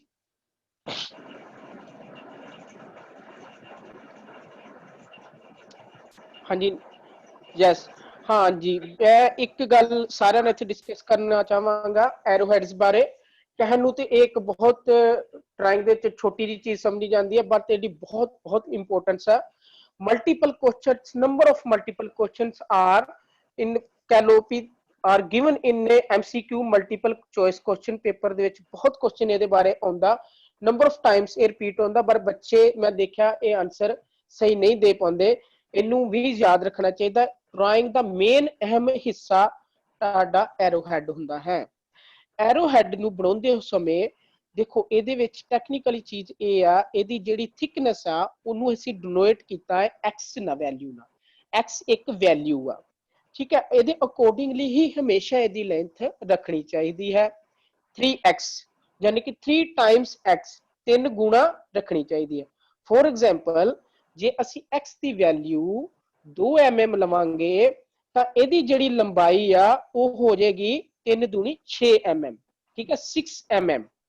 when you are the keep the thickness of the arrowhead 2 mm, it is length of the arrowhead becomes 6 mm, ठीक है, understand। when you keep the thickness of the arrowhead 2 mm, it becomes length of its arrowhead 2 multiple 3 6 mm, ठीक है। it means arrowhead ਜਿਹੜਾ ਵਾ ਜਿਹੜੇ ਵੱਧ ਤੋਂ ਵੱਧ ਮੋਟਾਈ ਇਹਦੀ ਜੇ ਤੁਸੀਂ 2 ਰੱਖੋਗੇ ਤੇ ਇਹਦੀ ਲੰਬਾਈ 6 ਹੋ ਜਾਏਗੀ। ਬਟ ਪ੍ਰੈਕਟੀਕਲੀ ਮੈਂ ਦੇਖਿਆ arrowhead ਨੂੰ ਅਸੀਂ 1.5 mm ਮੋਟਾਈ ਚ ਔਰ 4.5 ਤੋਂ 6 mm ਲੰਬਾਈ ਦੇ ਵਿੱਚ ਰੱਖਣਾ ਚਾਹੀਦਾ ਹੈ। 1.5 ਤੋਂ 2 mm ਮੋਟਾਈ ਦੇ ਵਿੱਚ और 4.5 ਤੋਂ 6 mm ਲੰਬਾਈ ਦੇ ਵਿੱਚ ਐਰੋਹੈਡ ਬਣਾਉਣਾ ਚਾਹੀਦਾ ਹੈ। ਐਰੋਹੈਡ ਨੂੰ ਸੋਲਿਡ ਐਰੋਹੈਡ ਇਹਨੂੰ ਕਹਿੰਦੇ ਨੇ। ਇਹਦੇ ਚ ਫਿਲਿੰਗ ਕਰਦੇ ਸਮੇਂ ਇਹ ਧਿਆਨ ਰੱਖੋ ਲਾਈਟ ਜੀ ਫਿਲਿੰਗ ਕਰੋ, ਬਹੁਤ ਜ਼ਿਆਦਾ ਡਾਰਕ ਕਰਨਾ ਕਿ ਇਹ ਡਰਾਇੰਗ ਦਾ ਇੰਪ੍ਰੈਸ਼ਨ ਨਹੀਂ ਆਉਂਦਾ। ਤੁਹਾਡੇ ਡਰਾਇੰਗ ਪ੍ਰੀਪੇਅਰਡ ਦੇ ਉੱਤੇ ਇਕੱਲੇ ਐਰੋਹੈਡ ਹੀ ਨਜ਼ਰ ਆਉਣਗੇ, ਡਰਾਇੰਗ ਦੀ ਅਪੀਅਰੈਂਸ ਘਟ ਜਾਏਗੀ। ਇਸ ਕਰਕੇ ਐਰੋਹੈਡ ਨੂੰ ਬਣਾਉਂਦੇ ਸਮੇਂ ਇਹ ਧਿਆਨ ਰੱਖੋ ਇਹਦੇ ਚ ਫਿਲਿੰਗ ਜਿਹੜੀ ਆ ਲਾਈਟ ਕਰੋ और प्रॉपर फिल करो। एक करेक्ट मैथड दिता है, इनकरेक्ट थल्ले मैथड दिते ने। कई बच्चे ड्राइंग तो बहुत वधिया बनाउंदे ने पर डायमेंशन दिंदे समय जां एरोहेड बनाउंदे समय थोड़ियां गलतियां रख दिंदे ने। ये लाइन दे नाल एरोहेड टच नहीं करदे, पिछे रहन दिंदे ने, जां एक्सटेंशन लाइन नूं क्रॉस करके एरोहेड नेक्स्ट चला जांदा, ये भी गलत आ। जां थोड़ा जिहा एरोहेड नूं ओपन एंड छड्ड देणगे, क्लोज नहीं करनगे। ਜਾਂ फोर्थ ऑप्शन आ जाती बच्चे की करते एरोहेड करके विच फिलिंग पूरी तरह नहीं भरते, वो भी एक बैड इंप्रैशन है। ये 4 तरीके ने, गलत तरीके ने जिन्हां दे करके ओवरऑल ड्राइंग ते साडे असर पै सकता है। इस करके एरोहेड की इंपोर्टेंस नूं समझना चाहिए है। It is very crucial and important factor of the prepare drawing. while you make the arrowhead you kept in mind the proper dimensions of the arrowhead। next please। हाँ जी, circles. Circles are very important part of the prepared drawing. So many times we face the problems to draw the circles of different sizes, ठीक है। ਆਪਾਂ ਜਦੋਂ ਵੀ prepare drawing ਬਣਾਉਨੇ ਆ ਉਹਦੇ ਵਿੱਚ ਅਲੱਗ-ਅਲੱਗ circles ਜਿਹੜੇ ਸਾਨੂੰ ਬਣਾਉਣ ਦੀ ਲੋੜ ਪੈਂਦੀ ਹੈ। ਸਰਕਲਸ ਨੂੰ ਬਣਾਉਂਦਿਆਂ ਸਮੇਂ ਕਾਫੀ ਜ਼ਿਆਦਾ ਇਹਤਿਆਤ ਰੱਖਣੀ ਚਾਹੀਦੀ ਹੈ। फस्ट ऑफ ऑल ਇਹਦੇ ਚ ਮੈਂ ਤਰੀਕੇ ਦੱਸਦਾ। देखो जो भी असी बहुत छोटा सर्कल बनाइए, मान लो 5 ਜਿਹਦਾ डायामीटर 5 mm है, ਉਹਦੇ ਵਿੱਚ एरोहेड नहीं बना सकते क्योंकि ਤੁਸੀਂ देखा होगा एरोहेड मिनिमम जे ਆਪਾਂ छोटे तो छोटा एरोहेड भी बनावांगे तो वो 3 mm ਦਾ ਤੇ ਆਪਣੇ ਆਪ ਚ ਇੱਕ एरोहेड ਬਣੇਗਾ। ਤੇ ਜੇ 2 एरोहेड ਨੂੰ ਬਣਾ ਕੇ ਅਸੀਂ ਇਹਦੀ ਡਾਈਮੈਂਸ਼ਨ ਦੇਣ ਦੀ ਕੋਸ਼ਿਸ਼ ਕਰਾਂਗੇ ਤੇ ਇਹਦੇ ਸਾਈਜ਼ ਤੋਂ ਜ਼ਿਆਦਾ ਅਸੀਂ एरोहेड ਦੀ ਸਾਈਜ਼ ਹੋ ਜਾਣਗੇ। इस करके असी इनू लीडर लाइन ला के, पेपर लीडर लाइन ला के बाहरले पासे ही एरो दे के इंडिकेट कर देने कि इहदा डायामीटर 5 है। इट मीनस इहदा जिहड़ा साइज है वो 5 mm है। नैक्सट उस तो बाद मान लो एक सर्कल 5 mm तो वड्डा है तो ओहदे च असी कर सकते हैं कि 2 एक्सटेंशनस लाइन ओहदे डायामीटर दे बिल्कुल कोइनसाइड कह लो जां बिल्कुल ओहदे बराबर पैरेलल खिंचीए। ਉਹਦੇ ਵਿੱਚ ਤੁਸੀਂ ਜੀ ਐਰੋਹੈਡ ਇਨਸਾਈਡ ਬਣਾ ਸਕਦੇ ਜੋ, ਐਰੋਹੈਡ ਇਨਸਾਈਡ ਬਣਾ ਲਓ ਜਾਂ ਆਊਟਸਾਈਡ ਵੀ ਦੋਵਾਂ ਸਾਈਡਾਂ ਤੇ ਐਰੋਹੈਡ ਬਣਾ ਸਕਦੇ ਜੋ। ਉਸ ਦੀ ਡਾਈਮੈਂਸ਼ਨ ਫਿਰ ਲਾਈਨ ਦੇ ਉੱਤੇ ਲਿਖੋ 5 7। ਇਹ ਇੱਕ ਤਰੀਕਾ ਹੈ ਸਰਕਲ ਦਾ ਸਾਈਜ਼ ਦੇਣ ਦਾ। उस तो नैक्सट तरीका है एक भी तुसी सर्कल ड्रा किया, सेंटर लाइन्स लाइया, ਉਹਦੇ ਤੇ ਇੱਕ ਟੇਪਰ ਲਾਈਨ ਖਿੱਚ ਕੇ ਦੋਵਾਂ ਸਾਈਡਾਂ ਤੇ ਐਰੋ ਹੈਡ ਨੂੰ ਡਾਇਆਮੀਟਰ ਨਾਲ ਜਾਂ ਕਹ ਲੋ ਸਰਕਮਫਰੈਂਸ ਨਾਲ ਟੱਚ ਕਰਨਾ ਹੈ, ਆਊਟਸਾਈਡ ਸਰਕਮਫਰੈਂਸ ਨੂੰ। ਸ਼ਰਤ ਇਹ ਹੋਣੀ ਚਾਹੀਦੀ ਹੈ ਲਾਈਨ ਜਿਹੜੀ ਹੈ ਸੈਂਟਰ ਦੇ ਵਿੱਚੋਂ ਲੰਘੇ, the line crosses through the center and touch the circumferences on both sides of a circle and then terminate with the leader line and write on it 512। ठीक है, ਤੁਸੀਂ ਜਦੋਂ ਵੀ ਇਹਦਾ ਡਾਇਆਮੀਟਰ ਜਾਂ ਡਾਈਮੈਂਸ਼ਨਸ ਦੇਣੀ ਹੈ, ਲਾਈਨ ਬਿਲਕੁਲ ਸਰਕਲ ਦੇ ਸੈਂਟਰ ਦੇ ਵਿੱਚੋਂ ਦੀ ਨਿਗਾਹੋ, ਦੋਵਾਂ ਸਾਈਡਾਂ ਤੇ ਟਰਮੀਨੇਟ ਕਰੋ ਐਰੋ ਹੈਡ ਦੇ ਕੇ, ਬਾਹਰਲੇ ਪਾਸੇ ਤੁਸੀਂ ਲਾਈਨ ਲੀਡਰ ਲਾਈਨ ਲੈ ਜਾਓ, ਉਹਦੇ ਤੇ ਤੁਸੀਂ ਲਿਖੋ 512, ਇੱਕ ਸਰਕਲ ਦੀ ਡਾਈਮੈਂਸ਼ਨ ਦੇਣ ਦਾ ਪ੍ਰੋਪਰ ਤਰੀਕਾ ਹੈ। ਉਸ ਤੋਂ ਅੱਗੇ ਨੈਕਸਟ ਫੋਰਥ ਜਿਹੜਾ ਸਾਡਾ ਤਰੀਕਾ ਹੈ ਦਾ ਸਿਸਟਮ ਦਾ ਆਫ ਦਾ ਡਾਈਮੈਂਸ਼ਨਿੰਗ ਹੈ ਆਫ ਦੀ ਸਰਕਲ ਇਜ਼, ਤੁਸੀਂ ਸਰਕਲ ਦੇ ਵਿੱਚ ਹੀ ਡਾਈਮੈਂਸ਼ਨ ਲਾਈਨ ਲਾਉਣੀ ਹੈ। ठीक है, सेम तरीका, passes through the centers and both touch the circumstances just कह लो perimeters on the both side and terminate with the arrowheads and write on it size of the circle। सब तो best तरीका ये मन्निया जाता है कि कोशिश करिए असी सर्कल दे विच ही डिमेंशन देने दी, पेपर टेढ़ी लाइन ला के सेंटर दे विचों दी लगा के एरो हेड ना खत्म करके ओदे उत्ते ओदी वैल्यू लिखी जाए 540। ठीक है, 5 लिख के तो उन्नू 20 लिख दो या 40 जो भी ओदा पर्टिकुलर साइज है वो लिख दिता जाए सर्कल दे विच ही। ठीक है जी, और सर्कल्स नू बनाउंदे एक चीज दा होर ध्यान देना चाहिए, ਜਦੋਂ ਵੀ छोटा सर्कल बनाओ उन्नू स्मॉल बो कंपास ना बनाओ।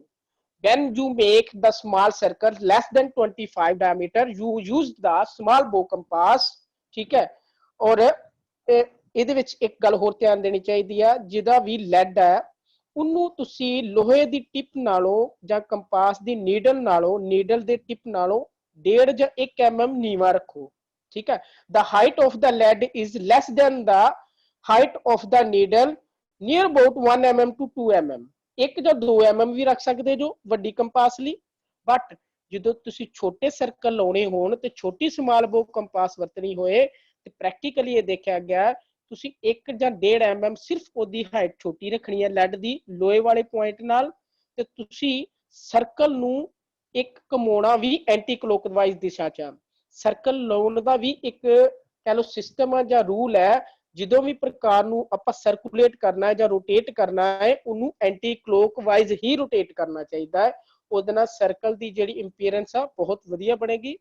ਠੀਕ ਹੈ, ਔਰ ਕਦੀ ਵੀ ਤੁਹਾਡੀ ਪ੍ਰਕਾਰ ਨਹੀਂ ਹਿੱਲੇਗੀ। ਨਹੀਂ ਤੇ ਜ਼ਿਆਦਾਤਰ ਬੱਚਿਆਂ ਨੂੰ ਦਿੱਕਤ ਇਹ ਹੁੰਦੀ ਹੈ ਪੈਨਸਲ ਤੇ ਪ੍ਰਕਾਰ ਜਿਹੜੀ ਕਹ ਲਓ ਉਹਦਾ ਲੋਹੇ ਵਾਲਾ ਜਿਹੜੀ ਟਿਪ ਆ ਉਹਨੂੰ ਬਰਾਬਰ ਰੱਖ ਲੈਂਦੇ ਨੇ, ਔਰ ਜਦੋਂ ਬੱਚੇ ਉਹਨੂੰ ਪਾਇਰਸ ਕਰਕੇ ਜਾਂ ਖੋਬ ਕੇ ਸਰਕਲ ਲਾਉਣ ਲੱਗਦੇ ਨੇ ਤੇ ਪੈਨਸਲ ਦੇ ਆਲੇ ਦੁਆਲੇ ਜਿਹੜੀ ਪ੍ਰਕਾਰ ਘੁੰਮਣ ਡੈ ਪੈਂਦੀ ਹੈ ਤੇ ਸਰਕਲ ਨਹੀਂ ਲੱਗਦਾ। ਉਹਦਾ ਕਾਰਨ ਇਹ ਹੁੰਦਾ ਕਿ ਲੋਹੇ ਦੀ ਜਿਹੜੀ ਨਿੱਬ ਆ ਉਹ ਤੇ ਵਿੱਚ ਖੁੱਭ ਜਾਂਦੀ ਹੈ ਸ਼ੀਟ ਦੇ ਜਾਂ ਕਾਪੀ ਦੇ, ਤੇ ਉਹਦਾ ਕੀ ਆ ਉਹਦਾ ਹਾਈਟ ਘਟ ਜਾਂਦੀ ਹੈ ਤੇ ਪੈਨਸਲ ਦੀ ਹਾਈਟ ਵੱਧ ਜਾਂਦੀ ਹੈ। ਉਹ ਫਿਰ ਕੀ ਕਰਦੀ ਉਹਦੇ ਐਕਸਿਸ ਬਣ ਜਾਂਦਾ ਤੇ ਉਹਦੇ ਆਲੇ ਦੁਆਲੇ ਸਰਕੂਲੇਟ ਹੋਣ ਦੀ ਕੋਸ਼ਿਸ਼ ਕਰਦੀ ਹੈ। ਇਸ ਕਰਕੇ ਇਹ ਖਾਸ ਕਰਕੇ ਧਿਆਨ ਰੱਖਣਾ ਚਾਹੀਦਾ ਕਿ ਜਦੋਂ ਤੁਸੀਂ ਪੈਨਸਲ ਦੇ ਨਾਲ ਜਾਂ ਛੋਟੀ ਕੰਪਾਸ ਦੇ ਨਾਲ ਸਰਕਲ ਲਾਉਣੇ ਨੇ ਉਹਦਾ ਲੈਡ ਵਾਲਾ ਜਿਹੜਾ ਏਰੀਆ ਜਾਂ ਹਿੱਸਾ ਵਾ ਉਹਨੂੰ ਲੋਹੇ ਦੀ ਟਿਪ ਨਾਲੋਂ 1 ਜਾਂ 1.5 mm ਘੱਟ ਰੱਖੋ ਹਾਈਟ ਦੇ ਵਿੱਚ ਸਰਕਲ ਲੱਗੇਗਾ, ਔਰ ਸਰਕਲ ਨੂੰ ਹਮੇਸ਼ਾ ਐਂਟੀ ਕਲੋਕਵਾਈਜ਼ ਰੋਟੇਸ਼ਨ ਚ ਰੋਟੇਟ ਕਰਕੇ ਹੀ ਲਾਉਣਾ ਚਾਹੀਦਾ ਹੈ। Next please, leader lines. Leader line बहुत इंपॉर्टेंट है, the dimensions line to mark radial or diameter of circular or curve and dimensions line placed away from the object is known as leader line। देखो ਅਸੀਂ ਜਦੋਂ ਕਿਸੇ ਵੀ ਗੋਲ circle ਨੂੰ ਜਾਂ curve ਨੂੰ ਜਾਂ ਆਰਕ ਨੂੰ ਜਾਂ ਰੇਡੀਅਸ ਦੀ ਡਾਈਮੈਂਸ਼ਨ ਦੇਣੀ ਹੈ ਉਹਦੇ ਤੋਂ ਦੂਰ ਜਾ ਕੇ ਅਸੀਂ ਇੱਕ ਲੀਡਰ ਲਾਈਨ ਦਾ ਸਹਾਰਾ ਲੈਂਦੇ ਆ। ਠੀਕ ਹੈ, ਲੀਡਰ ਲਾਈਨ ਕਦੀ ਵੀ ਖੜੇ ਰੁੱਖ ਜਾਂ ਲੰਬੇ ਰੁੱਖ ਨਹੀਂ ਲਾਉਣੀ ਚਾਹੀਦੀ। ਜਿਸ ਤਰ੍ਹਾਂ ਲਿਖਿਆ ਹੈ never be drawn vertical or horizontal, should be at convenient angle।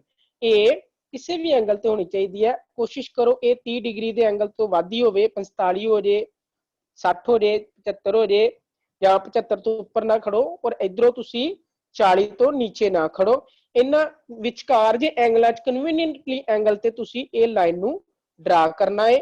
ਠੀਕ ਹੈ, ਲੀਡਰ ਲਾਈਨ ਹਮੇਸ਼ਾ ਟੇਪਰ ਲਾਈਨ ਹੁੰਦੀ ਹੈ। ਉਹਨੂੰ ਅਸੀਂ ਸਰਕਲ ਦੇ ਬਾਹਰ ਜਾ ਕੇ ਲੀਡਰ ਲਾਈਨ ਖਿੱਚ ਕੇ ਤੇ ਆਪਾਂ ਡਾਇਮੈਂਸ਼ਨ ਬਾਹਰ ਜਾ ਕੇ ਦੇਣ ਦੀ ਕੋਸ਼ਿਸ਼ ਕਰਦੇ ਹਾਂ। ਤਾਂ ਕਰਕੇ ਅਸੀਂ ਲੀਡਰ ਲਾਈਨ ਦੀ ਵਰਤੋਂ ਕਰਦੇ ਹਾਂ। ਦੋ ਤਰੀਕੇ ਦੱਸੇ ਗਏ ਨੇ ਲੀਡਰ ਲਾਈਨ ਯੂਜ਼ ਕਰਨ ਦੇ। ਇਹ ਵੀ ਇੱਕ ਬਹੁਤ ਮੈਟਰ ਇੰਪੋਰਟੈਂਟ ਹੈ ਵੀ ਲੀਡਰ ਲਾਈਨ ਦੇ ਕਾਫੀ ਜ਼ਿਆਦਾ ਉਪਯੋਗ ਸਾਡੇ ਆਉਂਦੇ ਨੇ ਡਰਾਇੰਗ ਬਣਾਉਂਦੇ ਸਮੇਂ। Next please. Yes, dimensions of angles. ਹਾਂਜੀ, ਡਰਾਇੰਗ ਬਣਾਉਂਦੇ ਸਮੇਂ ਸਾਨੂੰ ਕਾਫੀ ਜਗ੍ਹਾ ਤੇ ਇਹਦੀ ਵੀ ਲੋੜ ਪੈਂਦੀ ਹੈ। ਐਂਗਲਸ ਦੇ ਸਾਈਜ਼ ਕਿੱਦਾਂ ਦੇਣੇ ਆ।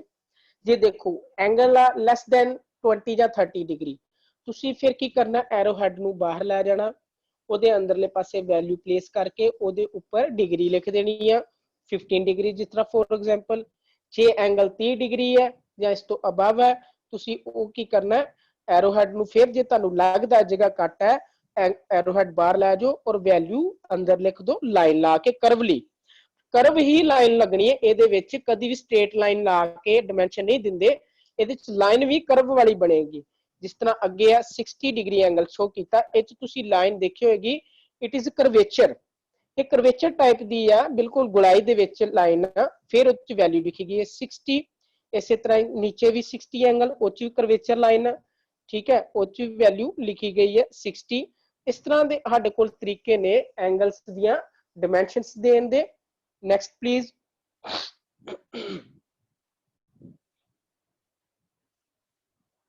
ਹਾਂਜੀ, very important topic in drawing is dimensioning countersink holes।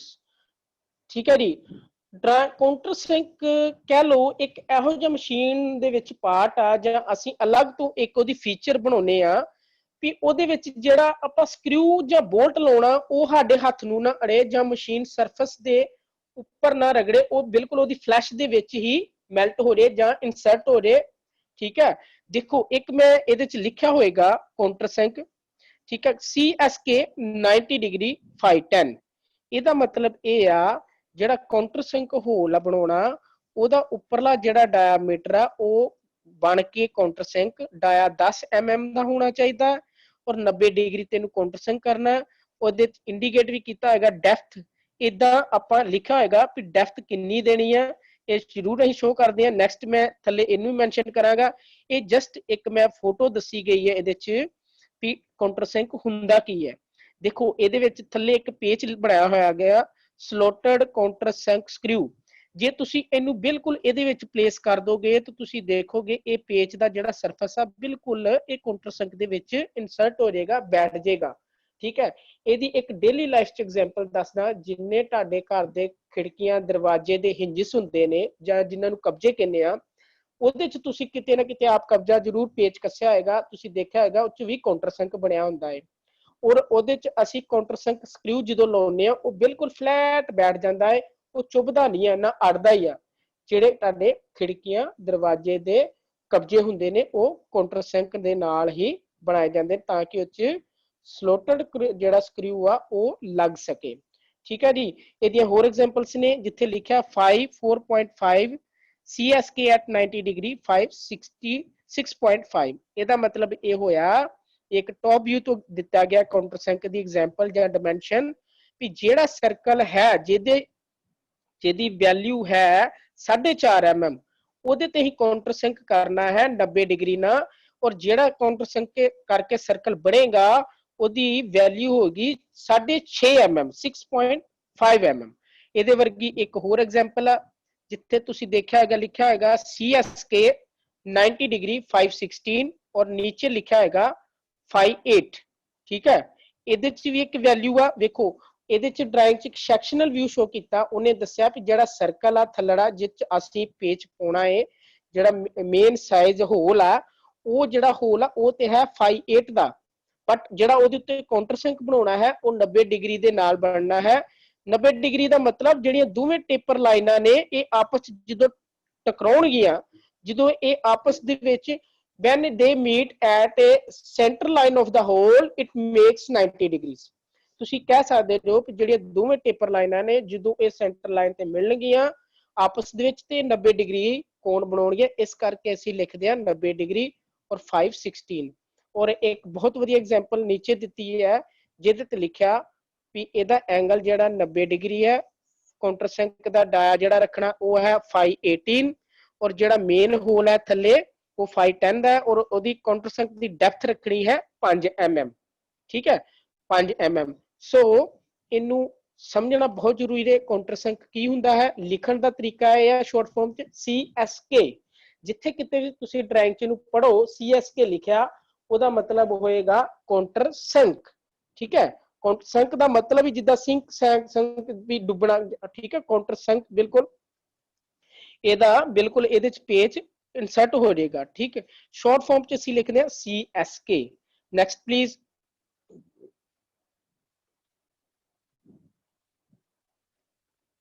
Hello, हाँ जी, हाँ जी, counter board it is another very good examples of counter board.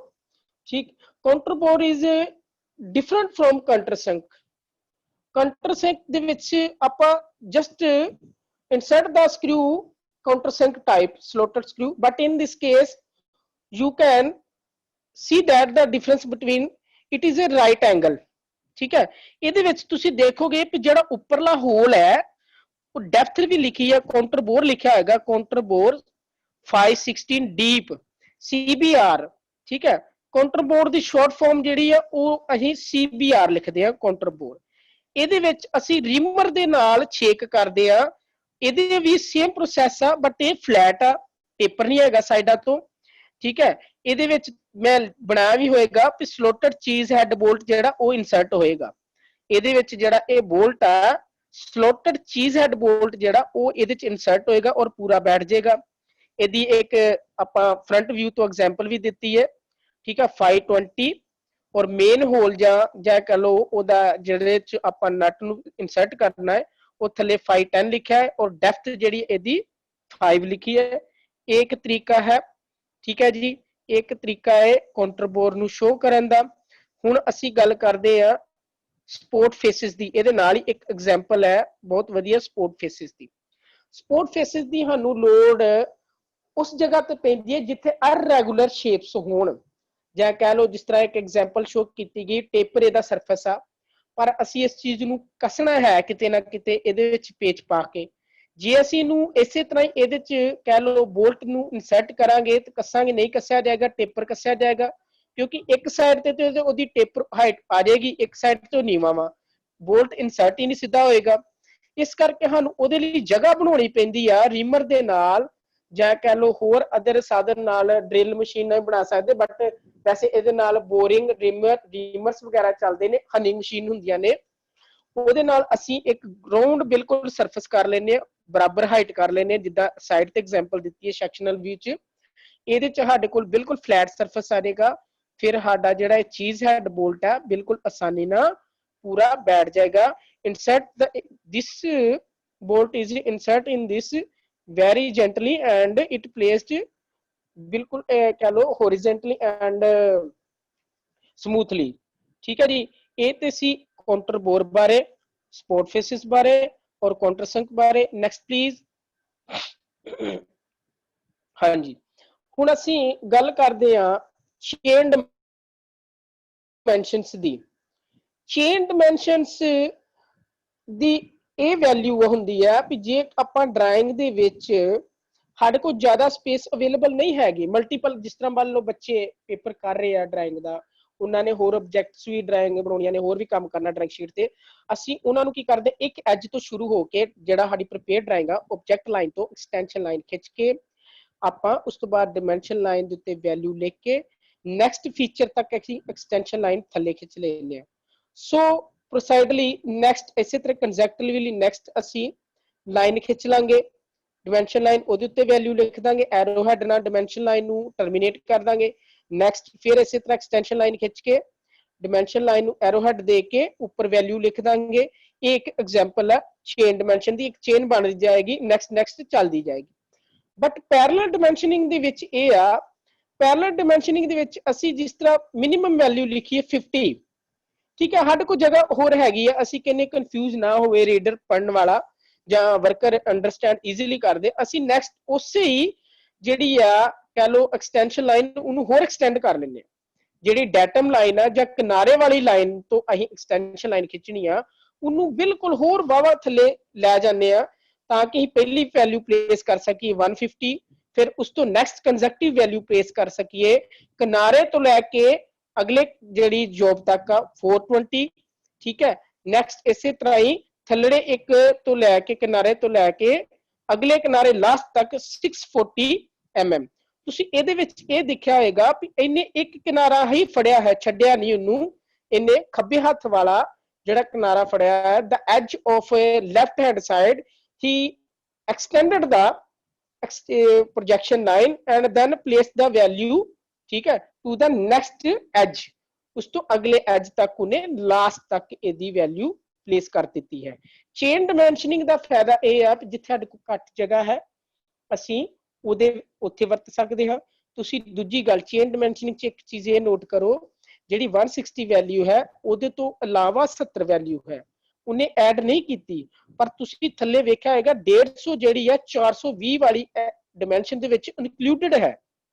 ਠੀਕ ਹੈ, ਪੈਰਲਲ ਡਿਮੈਂਸ਼ਨ ਦਾ ਕੀ ਆ ਕਿ ਜਿਹੜੀ 150 ਵੈਲਿਊ ਹੈ ਉਹ 420 ਚ ਐਡਡ ਹੈ, ਔਰ ਇਸੇ ਤਰ੍ਹਾਂ 640 ਦੇ ਵਿੱਚ 420 150 ਵਾਲੀ ਵੈਲਿਊ ਵੀ ਐਡਡ ਹੈ। ਬਟ ਚੇਨ ਡਿਮੈਂਸ਼ਨਿੰਗ ਦੇ ਵਿੱਚ ਉਹਨੇ ਫੀਚਰਸ ਦੀ ਅਲੱਗ-ਅਲੱਗ ਵੈਲਿਊ ਦੇ ਦਿੱਤੀ ਵੀ 160 ਇੱਥੋਂ ਤੱਕ ਆ, ਉਸ ਤੋਂ ਬਾਅਦ ਸਲੋਟ ਬਣਾਉਣੀ ਸ਼ੁਰੂ ਕਰਨੀ ਆ, 70 mm ਦੀ ਸਲੋਟ ਆਏਗੀ। ਨੈਕਸਟ ਫਿਰ ਜਿਹੜੀ ਫਲੈਟ ਸਰਫੇਸ ਆ 200 ਦਾ, ਉਸ ਤੋਂ ਬਾਅਦ ਨੈਕਸਟ ਉਹਨੇ ਫਿਰ ਦੱਸਿਆ ਵੀ 30 mm ਦਾ ਕੱਟ ਹੈ। ਠੀਕ ਹੈ ਜੀ, ਇਹ ਇੱਕ ਚੇਨ ਡਿਮੈਂਸ਼ਨਿੰਗ ਔਰ ਪੈਰਲਲ ਡਿਮੈਂਸ਼ਨਿੰਗ ਦੇ ਵਿੱਚ ਡਿਫਰੈਂਸ ਹੈ। Next please. ਹਾਂਜੀ, ਐਕਸਟਰਨਲ ਚੈਂਫਰ ਦੇਖੋ, ਅਸੀਂ ਐਕਸਟਰਨਲ ਚੈਂਫਰ ਬੜੀ ਇੰਪੋਰਟੈਂਸ ਰੱਖਦੀ ਹੈ। ਤੁਸੀਂ ਆਮ ਜ਼ਿੰਦਗੀ 'ਚ ਦੇਖਿਆ ਹੋਏਗਾ, ਕਈ ਵਾਰੀ ਸਾਨੂੰ ਡੇਲੀ ਲਾਈਫ 'ਚ ਕਈਆਂ ਨੇ ਜੇ ਵਰਕ ਕੀਤਾ, ਆਪਾਂ ਬੋਲਟ ਨੂੰ ਛੋਟਾ ਕਰਕੇ ਲਾਉਣ ਦੀ ਕੋਸ਼ਿਸ਼ ਕਰਦੇ ਹਾਂ ਨਟ ਦੇ ਨਾਲ, ਤੇ ਉਹਦੇ ਉੱਤੇ ਸਕਰੂ ਟਾਈਟ ਨਹੀਂ ਹੁੰਦਾ। ਉਸ ਕੰਡੀਸ਼ਨ 'ਚ ਅਸੀਂ ਪੰਜਾਬੀ ਭਾਸ਼ਾ 'ਚ ਆਮ ਕਹਿੰਦੇ ਯਾਰ ਇਹਨੂੰ ਥੋੜਾ ਜਿਹਾ ਨਾ ਚੈਂਫਰ ਕਰ ਲਾ, ਰੇਤੀ ਲਾ ਲਾਗੋ, ਠੀਕ ਹੈ, ਤਾਂ ਮੂੰਹ ਬੈਠ ਜਾਏਗਾ। ਇਹਦਾ ਕਹਿਣ ਦਾ ਮਤਲਬ ਹੁੰਦਾ ਵੀ we should manufacturing the chamfer on the open end, ठीक है, ਜਾਂ in initial end of a screw of a stud to accommodate easily in a hole and ਕਹ ਲੋ mating parts। ਠੀਕ ਹੈ, ਇਹਨੂੰ ਅਸੀਂ ਥੋੜਾ ਜਿਹਾ ਟੇਪਰ ਕਰ ਲੈਂਦੇ ਆ ਅਗਲੇ ਪਾਸਿਓਂ ਤਾਂ ਕਿ ਇਹ ਈਜ਼ੀਲੀ ਕਿਸੇ ਹੋਲ ਦੇ ਵਿੱਚ ਇਨਸਰਟ ਹੋ ਸਕੇ। ਜਿਸ ਤਰ੍ਹਾਂ ਗੱਲ ਕਰੋ ਰਿਪਟਾਂ ਹੁੰਦੀਆਂ ਨੇ, ਰਿਪਟਾਂ ਲਾਉਣੀਆਂ ਨੇ, ਠੀਕ ਹੈ, ਤੁਹਾਡੇ ਫੋਲਡਿੰਗ ਬੈਡਸ ਨੂੰ ਰਿਪਟਾਂ ਲੱਗੀਆਂ ਹੁੰਦੀਆਂ ਨੇ, ਬਕਟ ਨੂੰ ਰਿਪਟਸ ਲੱਗੀਆਂ ਹੁੰਦੀਆਂ ਨੇ, ਈਵਨ ਫਲਾਈਓਵਰਸ ਤੇ ਪੁੱਲ ਜਿਹੜੇ ਬਣੇ ਹੁੰਦੇ ਨੇ ਆਪਣਾ ਰਿਵਰਸ ਦੇ ਉੱਤੇ ਰੇਲਵੇ ਦੇ, ਉਹ ਰਿਬਟਸ ਨਾਲ ਲੱਗੇ ਹੁੰਦੇ ਨੇ। ਠੀਕ ਹੈ, ਉਹ ਰਿਬਟਸ ਨੂੰ ਵੀ ਅਸੀਂ ਇਸੇ ਤਰ੍ਹਾਂ ਹੀ ਚੈਂਫਰ ਕਰ ਲੈਂਦੇ ਆ। ਜੇ ਅਸੀਂ ਬੋਲਟ ਨੂੰ ਕਰਨਾ ਤਾਂ ਉਹਦੇ ਨਾਲ ਵੀ ਚੈਂਫਰ ਕਰਦੇ ਆ। ਉਹਦੇ ਨਾਲ ਆਪਾਂ ਪ੍ਰੋਪਰਲੀ ਡਿਮੈਂਸ਼ਨ ਸ਼ੋ ਕਰਦੇ ਆ ਵੀ 2 mm ਤੱਕ ਇਹਨੂੰ ਚੈਂਫਰ ਕਰਨਾ, ਨਾਲ ਉਹਦਾ ਐਂਗਲ ਸ਼ੋ ਕਰਦੇ ਆ 30 ਡਿਗਰੀ ਤੱਕ। ਠੀਕ ਹੈ ਜੀ, angular and linear values same ਇਸੇ ਤਰ੍ਹਾਂ ਹੀ ਅਗਲੇ ਪਾਸੇ ਉਹਨੇ ਦਿੱਤਾ 5। ਠੀਕ ਹੈ, ਲੈਂਥ 5 ਔਰ ਇਹਦੇ ਚ ਉਹਨੇ ਲਿਖਿਆ ਵੀ ਇਹਦੇ 2 mm ਤੱਕ ਕਰਨਾ ਹੈ। ਸੇਮ ਇਸੇ ਤਰ੍ਹਾਂ ਇੱਕ ਦਿੱਤਾ ਤਰੀਕਾ 45 ਮਲਟੀਪਲ 2। ਸਭ ਤੋਂ ਬੈਸਟ ਤਰੀਕਾ ਇਹ ਹੈ ਡਰਾਇੰਗ ਦੇ ਵਿੱਚ ਮੰਨਿਆ ਜਾਂਦਾ 45 ਡਿਗਰੀ ਮਲਟੀਪਲ 2। ਇਹਦਾ ਮਤਲਬ ਬਿਲਕੁਲ ਲੀਡਰ ਲਾਈਨ ਲੈ ਕੇ ਇਹਦੇ ਨਾਲ ਜਗ੍ਹਾ ਘੱਟ ਘੇਰਦਾ ਇਹ ਚੀਜ਼, ਔਰ ਮਿਹਨਤ ਵੀ ਘੱਟ ਕਰਨੀ ਪੈਂਦੀ ਸਾਨੂੰ ਡਰਾਇੰਗ ਦੇ ਵਿੱਚ। 45 ਦਾ ਮਤਲਬ ਕਿ 45 ਡਿਗਰੀ ਤੇ ਹੀ ਚੈਂਫਰ ਕਰਨੀ ਹੈ, ਸਿਰਫ 2 mm ਤੱਕ ਚੈਂਫਰ ਕਰਨੀ ਹੈ। ਓਵਰਹਾਲ ਜੋ ਲੈਂਥ ਸਾਨੂੰ ਮਿਲੀ ਆ, ਜੋ ਸਾਡੇ ਕੋਲ ਰਾਉਂਡ ਬਾਰ ਆ ਕਹਿ ਲਓ, ਜਾਂ ਬੋਲਟ ਹੈ ਜਾਂ ਸਟੱਡ ਹੈ, ਠੀਕ ਹੈ, ਉਹਨੂੰ ਅਸੀਂ ਸਿਰਫ 45 ਡਿਗਰੀ ਤੇ 2 mm ਤੱਕ ਚੈਂਫਰ ਕਰਨਾ ਹੈ। ਇਹ ਤੇ ਸੀ ਜੀ ਸਾਡਾ ਐਕਸਟਰਨਲ ਚੈਂਫਰ। ਠੀਕ ਹੈ ਜੀ, ਇੰਟਰਨਲ ਚੈਂਫਰ ਵੀ ਸੇਮ। ਠੀਕ ਹੈ ਜੀ, ਉਹਦਾ ਵੀ ਤਰੀਕਾ ਤੁਸੀਂ ਦੇਖ ਲਿਆ ਹੋਏਗਾ, 45 ਡਿਗਰੀ ਨਾਲ ਦਿੱਤਾ, ਐਂਗਲ ਦੇਣ ਦੀ ਸ਼ੋ ਕੀਤੀ, ਔਰ ਨਾਲ ਡਾਇਆਮੀਟਰ ਸ਼ੋ ਕਰਨਾ ਪੈਂਦਾ ਇਹਦੇ ਨਾਲ। ਠੀਕ ਹੈ ਜੀ, ਤੁਸੀਂ ਕਾਊਂਟਰ ਸਿੰਕ ਔਰ कह लो ਜਾਂ इंटरनल चैंफर ਦੇ ਵਿੱਚ ਕੋਈ ਜ਼ਿਆਦਾ ਡਿਫਰੈਂਸ ਨਹੀਂ ਹੈ, ਲਗਭਗ ਸੇਮ ਨੇ। ਠੀਕ ਹੈ ਜੀ, ਨੈਕਸਟ ਪਲੀਜ਼। ਹਾਂਜੀ, very important issue in the drawing, how to place the dimensions in narrow spaces। ठीक है, we many times face this problem in making a drawing। ਦੇਖੋ ਇਹਦੇ ਵਿੱਚ ਕੀ ਆ, ਤੁਸੀਂ ਵੇਖਿਆ ਹੋਏਗਾ ਵੀ ਜਦੋਂ ਅਸੀਂ ਡਰਾਇੰਗ ਬਣਾਉਨੇ ਆ ਤੇ ਕਈ ਜਗ੍ਹਾ ਤੇ ਤੰਗ ਜਗ੍ਹਾ ਆ ਜਾਂਦੀਆਂ ਨੇ, ਜਿਹਦੇ ਚ ਐਰੋ ਹੈਡ ਬਣਾਉਣੇ ਜਿਹੜੇ ਆ ਉਹ ਬਹੁਤ ਔਖੇ ਨੇ। ਠੀਕ ਹੈ, ਜਾਂ ਕਹ ਲੋ ਵੀ ਉਹਦੇ ਇੰਟਰਨਲੀ ਐਰੋਹੈਡ ਨਹੀਂ ਬਣਾ ਸਕਦੇ। ਉਹਦੇ ਵਿੱਚ ਕੀ ਆ, ਇਹਦੇ ਵਿੱਚ ਦੋ ਚੀਜ਼ਾਂ ਦਿੱਤੀਆਂ ਨੇ, ਗੁੱਡ ਪ੍ਰੈਕਟਿਸ ਔਰ ਪੂਅਰ ਪ੍ਰੈਕਟਿਸ। ਉਹਦੇ ਵਿੱਚ ਕੋਸ਼ਿਸ਼ ਹੀ ਇਹ ਕਰੋ, ਜਿੱਥੇ ਲਿਖਿਆ note enough space for number, ਆਪਾਂ ਨੰਬਰ ਲਿਖਣ ਦੀ ਵੀ ਪੂਰੀ ਜਗ੍ਹਾ ਨਹੀਂ ਹੈਗੀ, ਪਰ ਐਰੋਹੈਡ ਬਣਾਉਣ ਦੀ ਜਗ੍ਹਾ ਹੈ ਸਾਡੇ ਕੋਲ। we have the we have the enough space for making the arrowhead, but not enough space for writing the number values. So we put the arrowhead inside the extension lines and value right on the outside. ਆਪਾਂ ਬਾਹਰਲੇ ਪਾਸੇ value ਲਿਖ ਲਾਂਗੇ ਔਰ ਐਰੋਹੈਡ ਅੰਦਰ ਲਾਵਾਂਗੇ। ਦੂਜੀ ਜਗ੍ਹਾ ਹੈ, ਤੁਸੀਂ ਕੀ ਕਰੋ, ਵੈਲਿਊ ਤੇ ਲਿਖ ਸਕਦੇ ਹੋ ਕੰਤਾ, ਠੀਕ ਹੈ, ਵੈਲਿਊ ਤੇ ਲਿਖ ਸਕਦੇ ਹੋ, ਬਟ ਐਰੋਹੈਡ ਨਹੀਂ ਅੰਦਰ ਲਿਆ ਸਕਦੇ। ਐਰੋਹੈਡ ਬਾਹਰ ਲਿਖ ਲਓ ਔਰ 1 ਜਿਹੜਾ ਵਿਚਕਾਰ ਲਿਖ ਲਓ। ਔਰ ਅਦਰ ਜਿਹੜੀ ਜਗ੍ਹਾ ਹੈ ਉਹ ਹੈਗੀ ਆ, ਵੈਲਿਊ ਵੀ ਬਾਹਰ ਲਿਖੀ ਹੈ ਔਰ ਐਰੋਹੈਡ ਵੀ ਬਾਹਰ ਨੇ, ਠੀਕ ਹੈ। ਇੱਕ ਬੈਸਟ ਤਰੀਕਾ ਜਿਹੜਾ 1 ਲਿਖਿਆ ਜਿੱਤੇ 3rd ਲਿਖਿਆ, ਇੱਕ ਬੈਸਟ ਆ। ਪੂਅਰ ਪਰਫਾਰਮੈਂਸ ਤੁਹਾਡੇ ਨਾਲ ਹੀ ਸ਼ੋ ਹੋ ਗਈ ਹੋਏਗੀ ਪਿਕਚਰ ਤੁਹਾਡੀ ਸਕਰੀਨ ਤੇ। ਸੋ kept in mind while you placing the dimensions on a narrow spaces, ठीक है। next please, next please, yes, it is a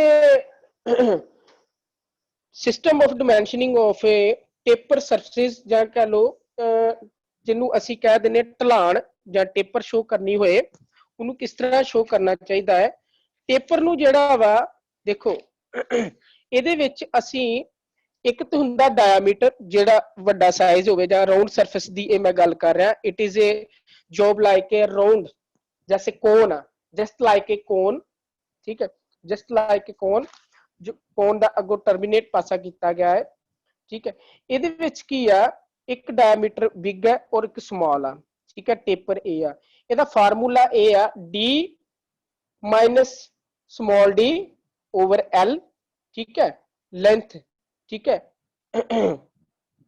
ਤੇ ਇਹਦੇ ਵਿੱਚ ਤੁਸੀਂ ਸ਼ੋ ਕਰ ਸਕਦੇ ਜੋ ਡਾਈਮੈਂਸ਼ਨਸ, ਜਾਂ ਇਹਨੂੰ ਲਿਖਣ ਦਾ ਤਰੀਕਾ ਹੈਗਾ d minus d over L multiple to। next please, ਇਹ ਫੋਟੋ ਕਲੀਅਰ ਨਹੀਂ ਹੈ, yes, ਹਾਂ, coordinate dimensions, coordinate dimensions, viewers please see in this diagram, in this diagram coordinate system y or x axis, ठीक है। the holes are presented on both sides by the center lines according to coordinates। ਦੇਖੋ ਇਹਦੇ ਵਿੱਚ ਅਸੀਂ ਕੀ ਆ, ਇੱਕ ਸਾਡੇ ਕੋਲ ਜੋਬ ਇਸ ਤਰ੍ਹਾਂ ਦੀ ਆ ਵੀ ਜਿਹਦੇ ਵਿੱਚ ਸਰਕਲਸ ਨੇ, ਆਪਾਂ ਦੋ ਕੋਆਰਡੀਨੇਟ ਦੇ ਰੈਫਰੈਂਸ ਲੈ ਕੇ ਉਹਨਾਂ ਦੀ ਡਾਈਮੈਂਸ਼ਨ ਦੇ ਸਕਦੇ ਆ। ਇਹਨੂੰ ਪ੍ਰੋਗਰੈਸਿਵ ਡਾਈਮੈਂਸ਼ਨ ਦੇ ਰੂਪ ਚ ਦਿੱਤਾ ਗਿਆ, ਕਹਿੰਦਾ x ਵੈਲਿਊ ਵੱਲੋਂ ਕਿਨਾਰਾ ਛੱਡੋ 10 ਔਰ ਤਾਂ ਨੂੰ ਚਲੇ ਜਾਓ, ਠੀਕ ਹੈ। ਇਸੇ ਤਰ੍ਹਾਂ ਹੀ y ਵੱਲੋਂ ਛੱਡ ਕੇ 10 ਔਰ ਐਕਸਿਸ ਵੱਲ ਚਲ ਜਾਓ। ਜਿੱਥੇ ਦੋਵੇਂ ਪੁਆਇੰਟ ਆਪਸ ਚ ਕ੍ਰੋਸ ਕਰ ਜਾਣਗੇ ਉਹ ਇੱਕ ਸੈਂਟਰ ਪੁਆਇੰਟ ਹੋਏਗਾ ਪਹਿਲੇ ਸਰਕਲ ਦਾ। ਸੇਮ ਇਸੇ ਤਰ੍ਹਾਂ ਹੀ ਦੂਸਰੇ ਦੀ ਵੈਲਿਊ ਨੇ ਦਿੱਤੀ ਹੈ ਵੀ ਸੈਂਟਰ ਤੋਂ ਜਿਹੜੀ ਆ 30 ਦੀ ਵੈਲਿਊ ਲੈ ਕੇ, ਠੀਕ ਹੈ ਜੀ, 30 mm ਦੀ ਵੈਲਿਊ ਲੈ ਕੇ ਔਰ ਇਸੇ ਤਰ੍ਹਾਂ ਹੀ ਇਧਰੋਂ ਹਾਈਟ 20 mm ਲੈ ਕੇ ਸੈਂਟਰ ਲਾਈਨ ਲਾਉਣੀ ਹੈ। ਆਪਸ ਚ ਜਿੱਥੇ ਕ੍ਰੋਸ ਕਰਨਗੀਆਂ ਇਹ ਦੂਸਰੇ ਸਰਕਲ ਦਾ ਇੱਕ ਸੈਂਟਰ ਪੁਆਇੰਟ ਸਾਨੂੰ ਲੱਭ ਜਾਏਗਾ। ਸੇਮ ਇਸੇ ਤਰ੍ਹਾਂ ਤੀਸਰੇ ਸਰਕਲ ਦੀ ਡਾਈਮੈਂਸ਼ਨ ਸ਼ੋ ਕੀਤੀ ਆ ਉਹਨਾਂ ਨੇ ਵੀ ਤੁਸੀਂ ਤੀਸਰਾ ਸਰਕਲ ਜਿਹੜਾ ਹੈ ਉਹ x ਕੋਆਰਡੀਨੇਟ ਵੱਲੋਂ, x ਐਕਸਿਸ ਵੱਲੋਂ ਜਾਂ ਕਹਿ ਲਓ 50 mm ਦੂਰੀ ਲੈ ਕੇ ਉੱਪਰ ਨੂੰ ਜਾਓ ਔਰ ਇਸੇ ਤਰ੍ਹਾਂ ਹੀ ਜਾਂ ਕਹਿ ਲਓ ਵਰਟੀਕਲੀ ਡਰਾ ਕਰੋ ਲਾਈਨ, ਸੈਂਟਰ ਲਾਈਨ। ਇਸੇ ਤਰ੍ਹਾਂ ਹੀ ਤੁਸੀਂ y ਜਿਹੜਾ ਕੋਆਰਡੀਨੇਟ ਆ ਉੱਥੋਂ 30 mm ਹਾਈਟ ਲੈ ਕੇ ਐਕਸਿਸ ਵੱਲ ਨੂੰ ਡਰਾ ਕਰੋ ਸੈਂਟਰ ਲਾਈਨ। ਜਿੱਥੇ ਇਹ ਆਪਸ ਚ ਟਕਰਾਉਣਗੀਆਂ, when the lines meet at a point ਜਾਂ cross at each other at that point, it is the center point of the third circle, ਠੀਕ ਹੈ। ਇਹ ਕੋਆਰਡੀਨੇਟ ਸਿਸਟਮ ਹੈ। ਇਹਦੇ ਨਾਲ ਦੇਖੋ ਅਸੀਂ ਸਰਕਲ ਦਾ ਸੈਂਟਰ ਜਿਹੜਾ ਲੱਭਿਆ ਹੈ ਉਹ ਦੋ ਕੋਆਰਡੀਨੇਟ ਦੀ ਰੈਫਰੈਂਸ ਦੀ ਮਦਦ ਨਾਲ ਲੱਭਿਆ ਹੈ, ਠੀਕ ਹੈ ਜੀ। ਹੁਣ ਮੈਂ ਇੱਥੇ ਹੀ ਬਸ ਕਰਾਂਗਾ। ਨਾਓ ਵੀ ਫਿਨਿਸ਼ ਇਟ। ਜੇ ਕਿਸੇ ਨੂੰ ਕੋਈ ਕੁਐਸਚਨ ਪੁੱਛਣਾ related, please someone asked me to the question related to this topics. Thanks very much. Thanks everybody to join me.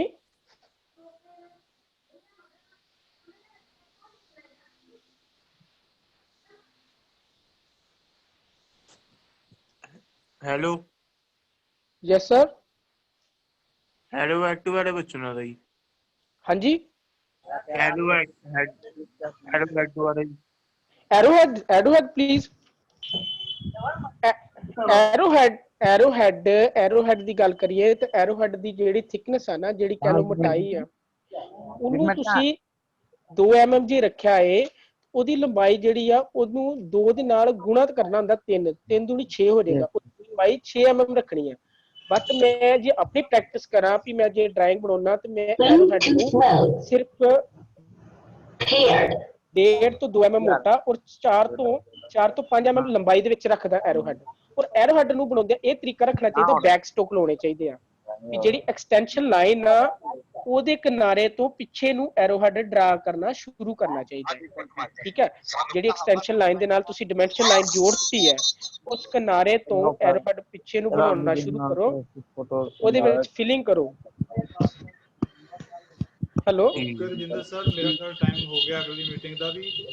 अच्छा ठीक, thank you sir, thank you very much, thank you friends, thank you sir, thank you everybody, thank you very much for support me and able me to give you a lecture.